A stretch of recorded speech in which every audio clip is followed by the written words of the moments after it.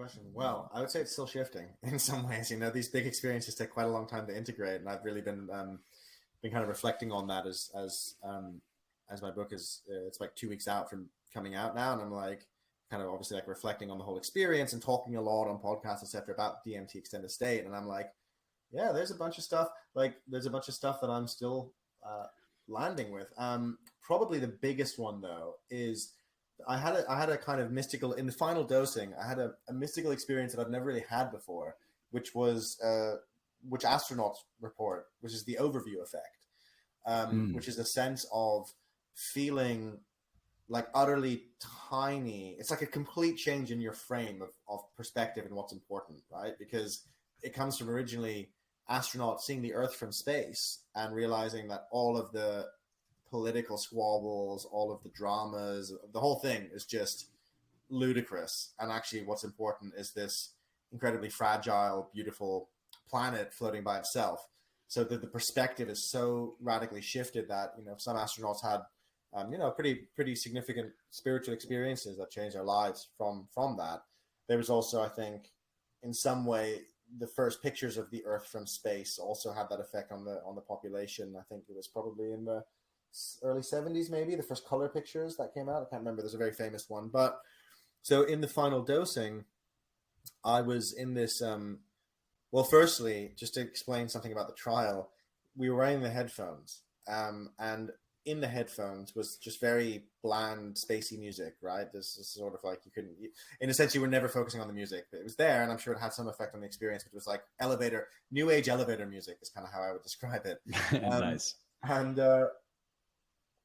so throughout most of the trial, they would Chris Timmerman's voice would come into the headphones and go intensity rating 0 to 10, and we had to say from 0 to 10 how intense is the experience you're having right now, basically. So 0 is like nothing's happening, 10 is like get me out of here. It's just the most intense experience I've had. My top one was an 8, and that was pretty similar for the other participants. There was one person who went to a 9 at one point. But it was still very intense. It was also very difficult to rate the intensity. So when I came back for that final dosing, a few months after the trial had sort of seemed to have end, they said, look, we're not doing, they had also an anxiety rating, intensity rating and anxiety rating. And so they were like, we're not doing the anxiety rating for whatever reason. And they were like, we have a new rating, which is entities, yes or no. And so I was like, okay. Let's make this easy. Yeah. So they basically, there was a point in the experience, I mentioned it before, I was sort of coughing, and then suddenly I was kind of in a totally different reality. And I was in this like huge, vast cosmos, absolutely just teeming with entities, like everywhere. And so then the voice came in and was like, entities, yes or no? And it was like being asked, like you're standing in the middle of the Amazon rainforest, and I was like, animals and plants, yes or no? And you're just like, yes. So I probably had a really shaky voice just saying, yeah. So then I started, you know, really exploring and being like, okay, what is going on? Like, what is this place? What is going on here? And I had this really fascinating encounter with these sort of hyperdimensional chinchillas speaking like a visible language of symbols. And then I started like, it's hard to explain, but I started sort of like talking and imagining the symbols coming out of my mouth. And then that would happen. And they got really excited. And then there was a whole exchange there. And then I encountered this other entity, which was like a giant squid that was not at all interested in me. And I was like, man, they're so different to each other. And then that thought led to me thinking maybe they're different species in an ecosystem. And then that really opened things up. And I had the teaching presence I experienced the DMT was like, yeah, that's it. That's what's going on here.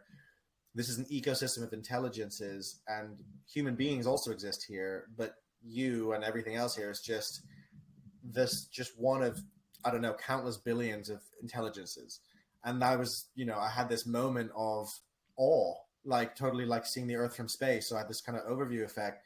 And what was great about it in terms of how it changed my perspective is that there's different types of spiritual experience. You know, you can have that samadhi Buddhist experience where all is one and you become nothing, right? Emptiness is form and form is emptiness. You just dissolve, right? You can also have an experience of I am the universe looking out at the universe, right? Trish Blaine, who I mentioned before, she calls this like, that's about expression. Like you're kind of seeing, you are the center of things and everything is come down to you. Or you can have an experience which is like based on purpose, where you see how everything connects and you have like a mission and it's like, yes, I can see how the universe works. Or you can also have like growth. This is she has a framework called the Four Forces, which I found very useful for the trial. Growth is like a Kundalini awakening, like life force kind of, orgasmic power. They're all really different to each other. They're all really different experiences. They all change your perception in different ways, which is, why you don't see a lot of, Buddhist monks doing tantra, sometimes, but they're going to raves to be in like their life force. They're not into that. Right. So this experience, what was cool about it was that it was new to me. And also I realized like, oh, I can really like feel as individual and, even egoic as I want to, but my ego and me is so small in comparison to the rest of reality that it's sort of like puts everything into perspective. So it's sort of like ego dissolving while also not being ego dissolving. And actually, it was quite, for days after that, maybe weeks, I would just like, sit outside. If I was sitting outside, I'd be like, just looking around, I'd be like, I am so small, but like not insignificant, not like, it wasn't like nihilistic or like, oh, I'm nothing kind of thing. It was like, it was just kind of a sense of connectedness to myself, regular amount of self-esteem, but also a sense of like vastness. And we can get that looking into the night sky, if we really tune into that, or we're looking at the earth from space. But there was something about having that in relationship to the idea that there are other intelligences out there, which was really different. Now, are there other intelligences out there? I don't know. It could have all been a crazy drug experience that I had, that you have to hold, like I try and hold in mind that that's a possibility, but it didn't feel like that at all. It felt very, very real. Yeah. Thank you for checking out this clip. If you want to see the full episode, you can do so by going up here. I hope you have a wonderful day.